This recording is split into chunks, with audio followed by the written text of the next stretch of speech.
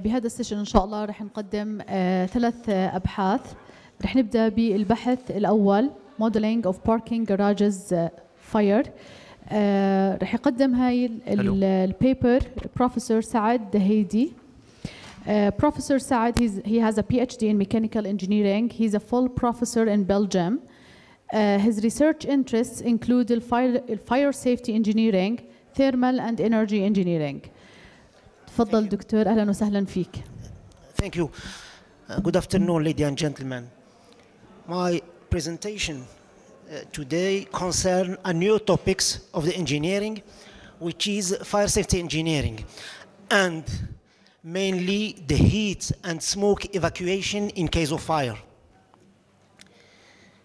My present research focused in the underground parking garage. And what is the specificities of the fire in the underground area? The first specificity is the limitation of height. In the parkings, we try to have a small height in order to be very economic in building. And these improve the severity of fires. Second point is the physical limitation of the space. We are in underground, so we have no openings in order to evacuate naturally the smoke. And automatically, when we was in an enclosed space, we have a very high risk to have a fire spread to another vehicles. But the most important factor of the safety in the fire is the smoke. You know that the smoke kills more than 70% in case of fire. So we must prevent this smoke in order to have a safe human evacuation and to permit to the firefighter to be near the fire.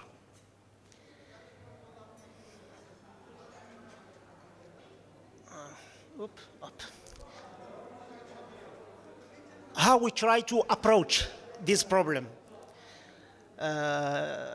We have a problem, and the mainly question is, it is necessary to ventilate all of the parking in order to push the smoke into the extractor. It is theoretically, I can say, yes, it is possible to ventilate all of the parking in order to push the smoke to a safe area and then to be extracted by the mechanical extractor. But in practice, it don't allow the evacuation of people because we have a lot of jet fans, and the speed and the momentum fact of this flow cannot be very easy for human to be outside. Secondly, we imagine that mainly maybe 100 of jet fan go on in the same time, and imagine the consumption of the current, of the electrical current in one time. It is not possible. The response of our question is another question. The response is another question. Can I confine the smoke in a channel in order to let the other space of the parking free of smokes? Could we make a model in order to see if it is possible to control and to confine these smokes in order to be in a channel with a maximum of 16 meters? That is our model. So we modelize the parking like a rectangle, as you see. And we see in the picture that smoke after the fire, when it is pushed by the ventilation, It will occupy all of the space because the height is not done 3 meters. And mathematically, we modelize the propagation, the smoke propagation, as follow. In the actual direction, in the Z direction, the speed decrease with an exponential function. But laterally, there is a sinusoid function. So the concentration of smoke and the speed of smoke decrease with a sinusoidal function laterally along the Y direction, and in the Z direction, it's decreased by an exponential function. Here we see the source of the fire, a car, for example. And in the point, it is a virtual source of fire. The alpha is the spread angle. That is the most important. That is the critical parameter in our study. Is the alpha, the spread angle of the smoke. Beyond this conical shape, the parking is free of smoke. And what are the equations we try to solve? See, the Navier-Stokes equation, coupled with species equation, and the heat equation, like you see.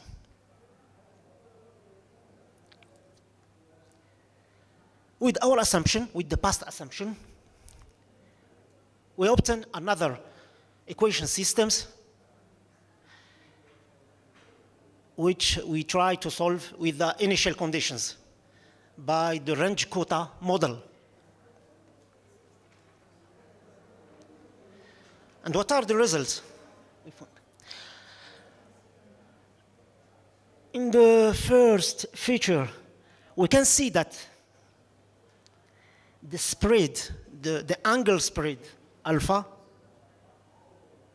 increase with the mass flow extraction. Because physically, in enclosed parking, there is an extractor and there is some jet fans to control the fire toward this extractor. If we increase the heat, the mass flow extracted, then the angle of the angle spread will be increased. It is not comfortable for us. So we must control this extraction in order to be in the limit we posed before, and this limit is to have a channel with 16 meters of large. Then we realize, as others, that there is a critical velocity, critical pushing velocity, which is the pilot of this control. This critical velocity is very known in the tunnels fire, but it is not investigated yet in the parking fires. This critical velocity, its role is to avoid the backlayering of the smoke. So it is not very easy to push a smoke. A smoke is not a cold air, is not a cold gas. It is a very hot flow, and it has its own energy. The thermal energy will be converted near the ceiling to a kinetic energy. So if we push this smoke with a cold air, the hot gas go in the opposite direction, upper the gas. So it will be very, very dangerous for evacuation in this sense, and it don't allow the intervention of the firefighters. So we can choose a critical velocity, that means joist velocity, which we use to push the air in order to avoid this back layering. And in the future, you see that this velocity increase when we decrease the mass extraction. Mass extraction is a pilot, is a parameter. And we say also that this parameter, both the spread angle and the velocity and the critical velocity depend on the heat release of fire. That mean if we planify a management of smoke, fire in a parking, we must limit the heat release. A dimensionment, a smoke management in a parking depends on the vehicles authorized to park there. For example, a smoke management which take into account a small car cannot be applied for a parking of a large car or fire that have a bigger heat release.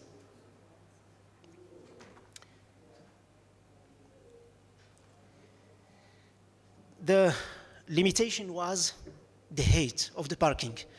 And we say that if the parking is large, is very high, sorry, if the parking is high, the angle is small. The angle is small, the spread angle is small. So it is very safe to have a higher parking. But in opposite, we must need a bigger critical velocity in order to channel this smoke. And bigger velocity mean that we need a bigger jet fan in order to have this value.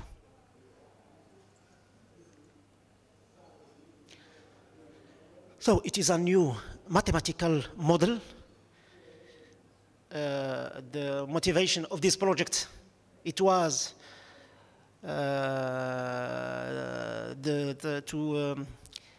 to give a response to some questions from a lot of companies that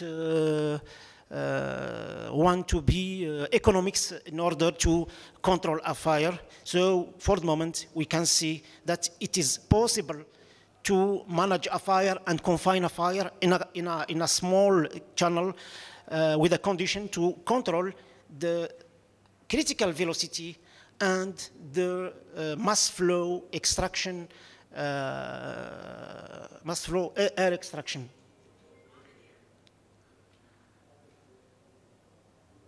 Why we use this analytical model? We use it because it is very competitive, time competitive, compared with the CFD calculations. So when we do a CFD calculations, we can say that the difference don't exceed 20%. And it is a very success of our model because in our simplified model, we don't take account to the turbulent diffusion of smoke. So we can say that this difference can be allowed to turbulence and the Rayleigh number oscillation and the border of the smoke.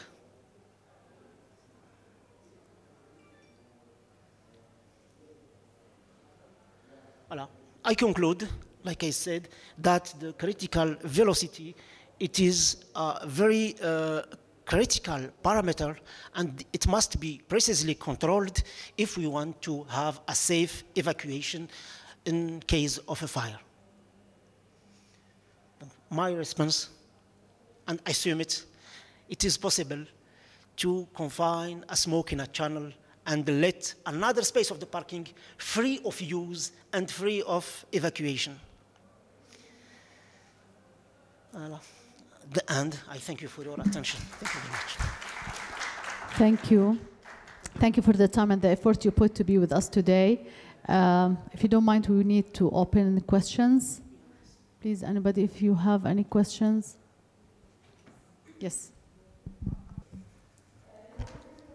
In the past, we made a lot of experience with a cold smoke, because we cannot realize an experiment with a really fire. It is very, very cost.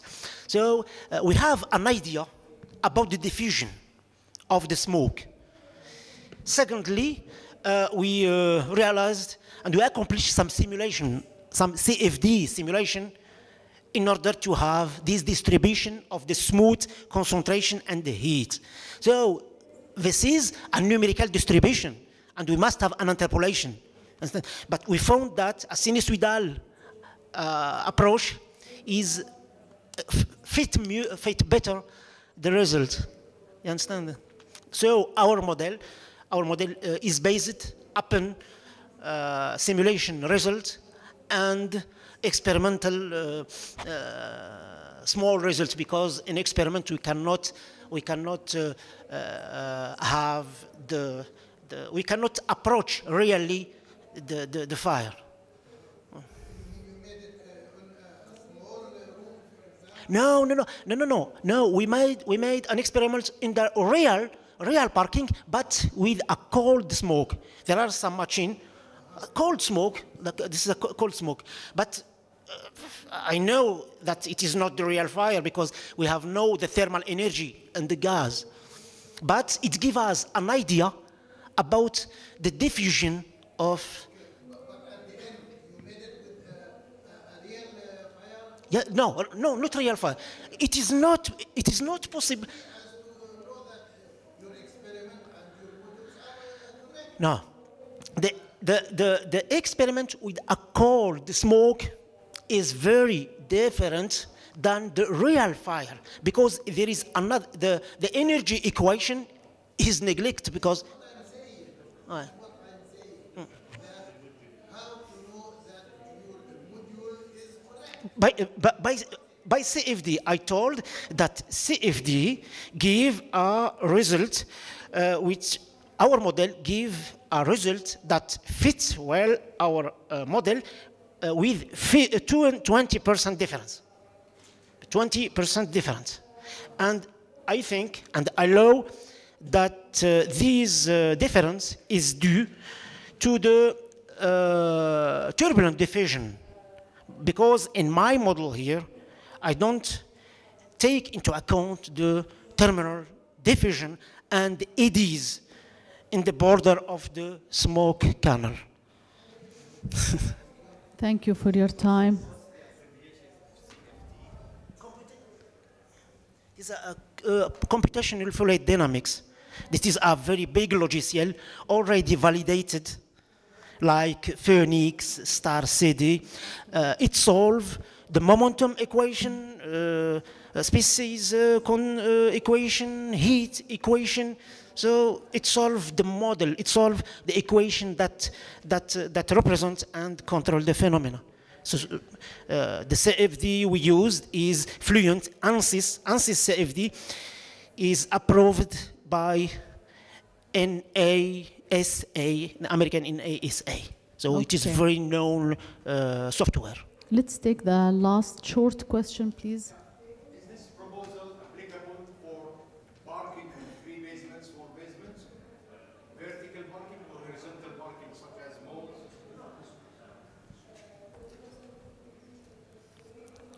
The assumption of my model, the first assumption is a small height, because if I have a small height, it will be filled with the smoke. But if the height is very high, I have a plume and then a ceiling jet fire. So I must introduce another component of the velocity. And I can tell you more.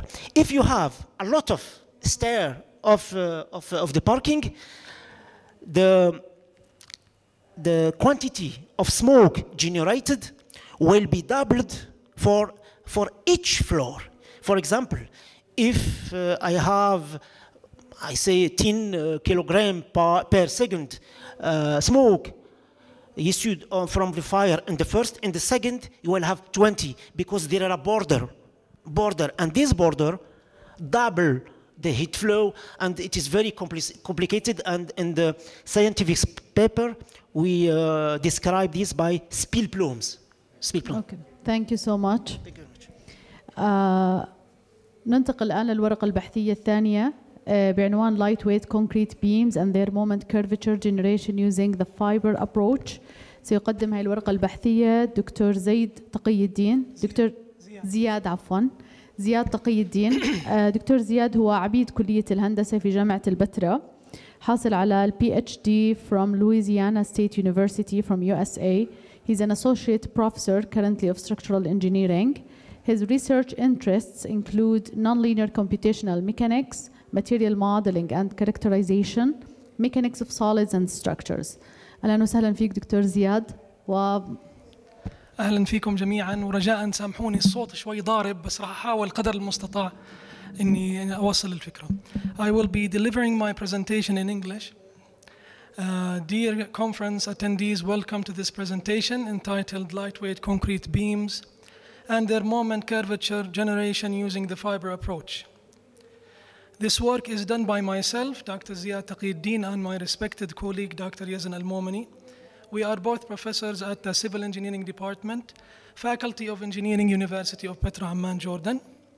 As Dr. Rabab said, I hold the position of the Acting Dean of Engineering for the third consecutive year, after serving for 1 year as the Chairman of the Civil Engineering Department. In the higher education field, I have more than 20 years of experience now. My respected colleague, Dr. Yazan Al-Momani, is an assistant professor of structural engineering and a valuable faculty member. I will start this presentation by talking a little bit about structural lightweight concrete, which can be manufactured by total or partial substitution of normal weight aggregates with natural or artificial lightweight aggregates.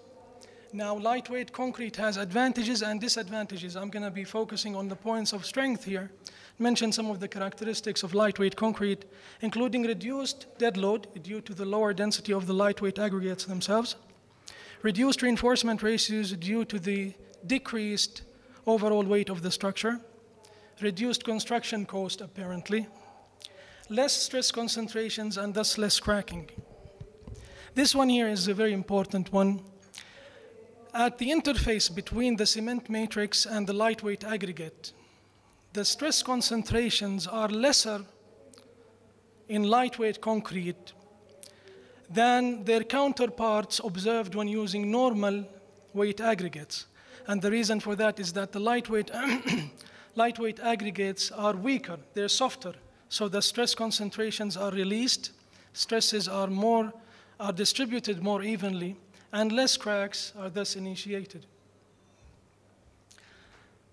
The use of lightweight concrete allows for recycling of industrial waste and waste in general, and thus we are talking about sustainable and green concrete applications. Now, structural lightweight concrete has been used for decades now. It's not something new. It has been used in the construction of bridges, tall buildings, stadiums, parking garages, and numerous monuments that can be easily spotted in smart cities all over the world. It is thus very important to understand the nonlinear mechanics governing the flexural behavior of these elements made of lightweight concrete when predicting or evaluating the performance of these structural elements, whether we are talking about the analysis or the design stage. One of these methods that is widely used is the moment curvature analysis, which is widely used to assess the capacity, ductility, failure modes, and overall performance of concrete cross-sections. Simply put, a moment curvature relationship is nothing but a curve where the values of the bending moment are plotted on the ordinate versus increments of the angle of curvature plotted on the abscissa. There are different types of the moment curvature analyses. I will be talking about 3 of them in this presentation. The first and the most basic is the classical moment curvature, suited for rectangular cross-sections, the layered moment curvature, and the fiber moment curvature approach. I will be talking about them in details in the following slides. Little break, please, water break.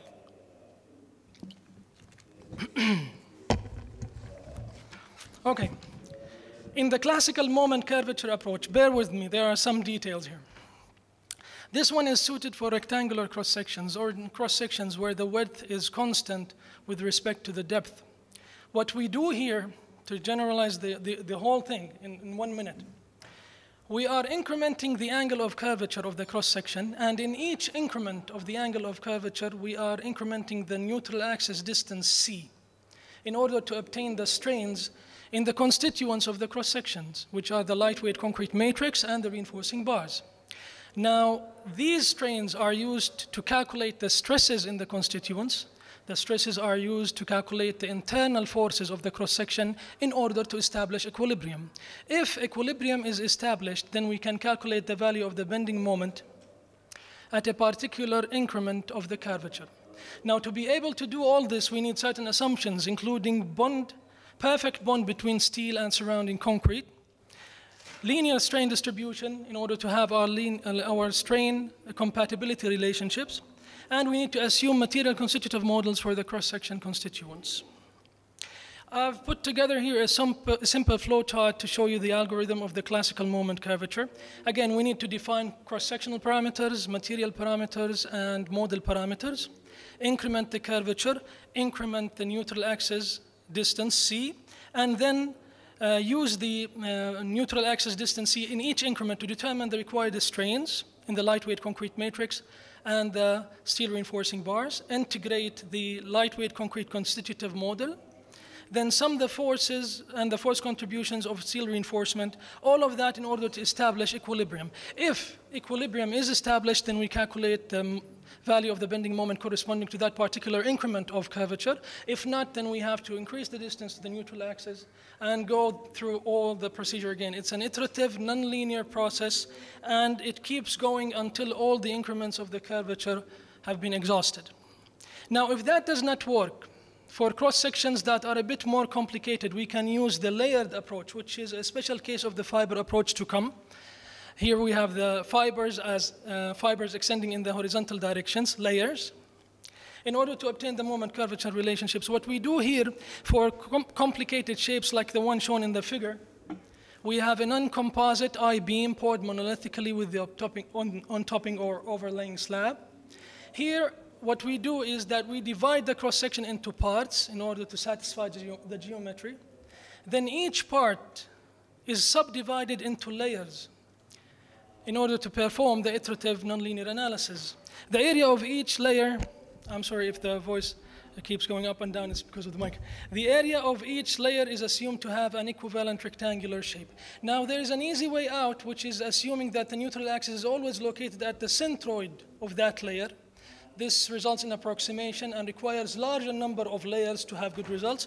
Or we can assume that the layer encompassing the neutral axis is further subdivided into layers in order to exactly determine where the neutral axis is. This is what we recommend, and this is what we have been working on. Eventually, if the first two approaches do not work, you have very complicated geometry, then you can use the fiber moment curvature approach, which is applicable to any shape of cross-section, even with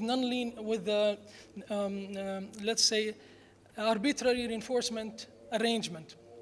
The first two, you have to have layers in order to be able to do it. But here, no, you can have arbitrary reinforcement arrangements and any kind of cross-section. So what we do here is for complicated arbitrary reinforced shapes, the fiber approach is used with sampling points to subdivide the area of the cross-section in general to subdomains called fibers. Let me just explain this one here a little bit quickly. We are not actually subdividing the cross-section into smaller areas. We are populating the cross-section with sampling points. Each sampling point is considered at the centroid of a tributary area surrounding it. That tributary area is called the fiber. So we are actually populating the cross-section with sampling points rather than areas. So this is not like finite element method. This is more like the meshless method. The numerical integration of the constitutive model here is substituted with a midpoint weighted summation.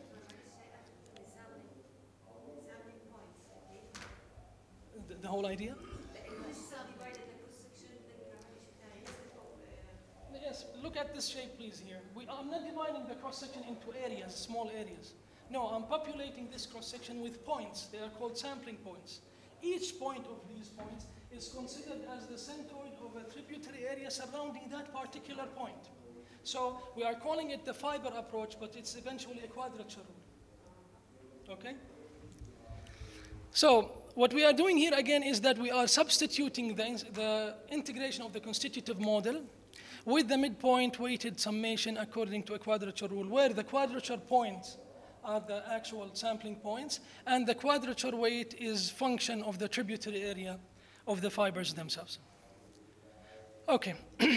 A complete program is written for this study using Maple, higher level symbolic programming language, with subroutines responsible for populating the cross-section with sampling points, incrementing the curvature, incrementing the neutral axis, using the strain compatibility equations and the nonlinear parameters, all to introduce or to calculate the required values of the bending moments.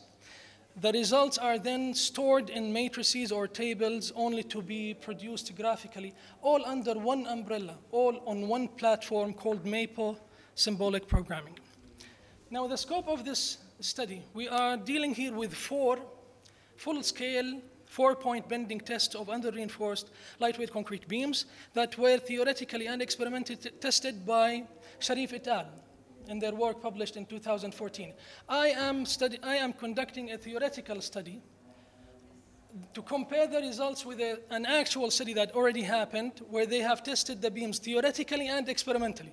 And I'm going to compare my theoretical results to their theoretical and experimental results, okay? The beams, the 4 beams, they are identical in geometry. They differ in the grade of concrete, 25 and 35 megapascals. This is structural lightweight concrete, and 2 reinforcement ratios. One is 0.9% and 1.5%, corresponding to 3 5 16 millimeters and 3 5 20 millimeter bars. In order to be able to generate the moment curvature relationships, we need to adopt a lightweight concrete material constitutive model. My partner and I, we adopted the model, the mathematical model of Tasnimi, published in 2004, to represent the entire stress-strain curve of concrete materials under compression. Under tension, the material is assumed to behave linear elastically up to the tensile strength of concrete, beyond which we are assuming that the material dies. These are the equations of Tasnimi, and these are the material parameters. In the curve, you can see that the model of Tasnimi is very well capable of producing the experimental results published by Sharif et al. In 2014. The model for the reinforcing steel material is a 3-phase model that is based on the work of Park and Paulet, published in their very famous book in 1975, to represent the nonlinear behavior of the reinforcing steel materials. The curve that I am using in this study is the one shown in blue color. It has 3 stages: linear elastic, followed by perfectly plastic, then nonlinear strain hardening. It is compared to the work of Rasmussen, published in 2001 and used in Sharif et al. 2014, which is the one shown in orange color. 3 minutes. I'll be done, inshallah. It is also compared to the trilinear model, which is the one shown in green, linear elastic, perfectly plastic, and then linear strain hardening, and to the elastic, perfectly plastic, shown in red color. Now, in all of the simulations that we did, 18,750 sampling points were used to populate the cross-sections. The cross-section area is 75,000 millimeters squares, and thus the quadrature rule was 4 millimeters square, which is quite reasonable. The increments were divided into 120 increments, inside of which the distance to the neutral axis C is incremented indefinitely until a convergence occurs in terms of the equilibrium of internal forces. And here are the results.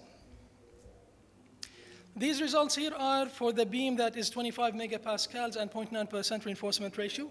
The results of this study are shown in black color, and they are plotted against the experimental measured and theoretical, which is predicted, results of Sharif et al. We can see that the fiber approach with the assumed constitutive models is in good agreement with the results. For the second beam, 25 megapascals, 1.5% reinforcement ratio, same colors are used for consistency. The third beam, 35 megapascals, 0.9% reinforcement ratio. And the last one, 35 megapascals, 1.5% reinforcement ratio. In conclusion, the theoretical moment curvature relationships generated in this study for 4 reinforced lightweight concrete beams are plotted against the experimental and numerical results of Sharif et al. The results of this study are in good agreement, as we can see in the figures, with their experimental and numerical counterparts for 2 grades of steel and 2 grades of concrete and 2 reinforcement ratios of steel. And the good thing is that the lightweight concrete material model of Tasnimi and the adopted model for the steel reinforcement, they were well capable of mimicking the experimental results. The fiber approach is proven to be an efficient method to model and analyze the behavior of lightweight concrete beams with conventional reinforcement. And lastly, for future considerations, we need to compare the results of the fiber approach with the sampling points to the other moment curvature methods that I've just shown you. To be honest, these results are now available, but they were not at the time of submitting the paper. In addition, considering other grades of lightweight concrete, there are grades of lightweight concrete from 18 to 55 in literature. So this is something that we are working on right now. And different types of reinforcement. We have polymer bars. We have different kinds of reinforcements that are well introduced even here in this conference. By this, I conclude my presentation. Thank you very much for your attendance. And I will try to answer your easy questions. Thank you so much. You are more welcome. نفتح باب الأسئلة، تفضل.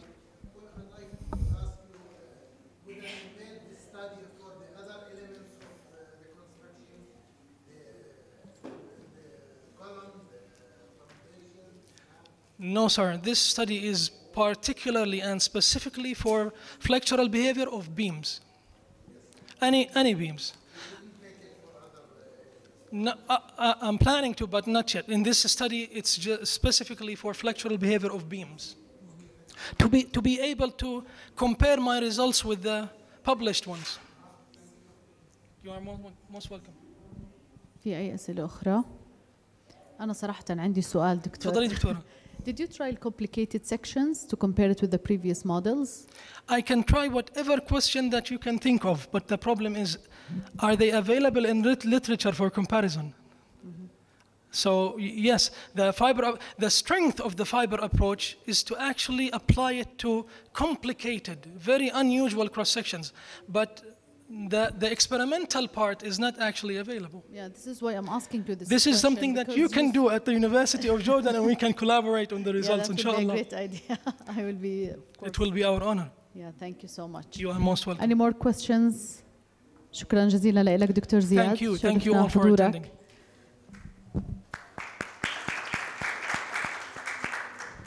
نختم إن شاء الله جلستنا بالمحاضرة بالpresentation granite dust as a stabilizer material for expansive soil. دكتور أمل.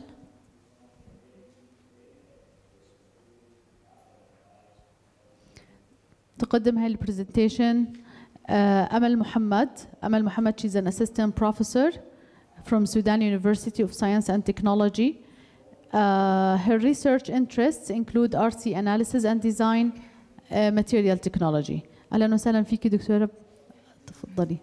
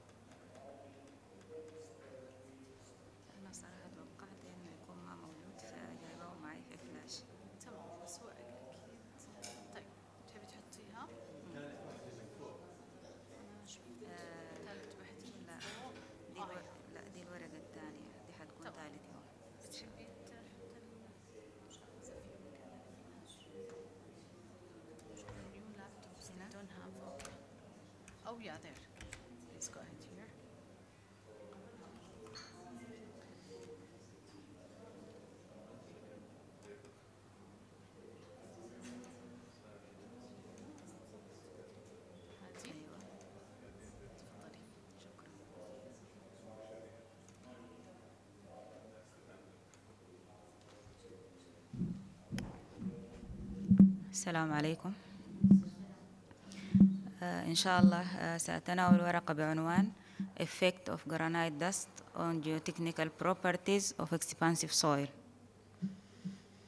وهو عبارة عن ورقة بحثية قدمت في جامعة السودان، أو مشروع بحثي قدم في جامعة السودان للعلوم والتكنولوجيا بمشاركة المهندسين يوسف خليفة، عبد الرحمن صلاح الماحي، ومرتضى محمد إبراهيم. كبداية التربة الانتفاخية أو الإكسبانسيف سويل هي تربة تشكل مشكلة في العديد من الدول، ويمكن عندنا موجودة في السودان بصورة أوسع، ومع الحركة الكثيرة تقريبا في مدينة الخرطوم، في حركة كثيرة من الولايات للخرطوم، فبالتالي في بقى استقرار أو شبه هجرة من كل السودان عشان الناس تستقر في مدينة الخرطوم. ده أدى لأنه يكون في ضغط على المباني، وبالتالي البناء حتى في الأراضي الممكن نصنف إنها زراعية. المباني الكبيرة بيحصل عليها اختبارات للتربة في الأول، لكن في العادة المباني السكنية اللي هي بتكون مثلا طابق أو طابقين أو كده، من النادر جدا إنه يحصل اختبار للتربة، نسبة يمكن للتكلفة العالية، وبالتالي الناس بتستعجل على أساس إنها تبني مباشرة، وبعد ذاك تتفاجأ للأسف الشديد بالمشاكل الكراكينج وغيره الموجودة نتيجة لهذا النوع من التربة. زي ما شايفين إنه المشاكل ممكن تكون في الإريجيشن سيستم، الووتر لاينز، البيلدينجز، في الرودز and other structure locating on these soils. ده شكل التربة الانتفاخية وبعض التأثيرات لمباني بنيت على هذه التربة. فبالتالي زي ما كلنا عارفين إنه حصلت اختبارات كثيرة جدا عشان ما نعمل تريتمنت أو معالجة بالنسبة للتربة الانتفاخية، منها معالجتها بالسيمنت أو الفلاي آش أو أشياء أخرى. لكن حاليا بقت الناس بتفتش على إنه مع تعديل أو مع معالجة أي نوع من أنواع المشاكل، يا ريت إنه يكون في مراعاة للأثر البيئي. فحصل هنا في الدراسة دي إنه دمج للحاجتين ديل مع بعض. أخذنا الجرانايت دست اللي هو جاي باي برودكت من التكسير بتاع أحجار الجرانايت أو الصخور بتاعة الجرانايت المستخدمة في مجالات مختلفة،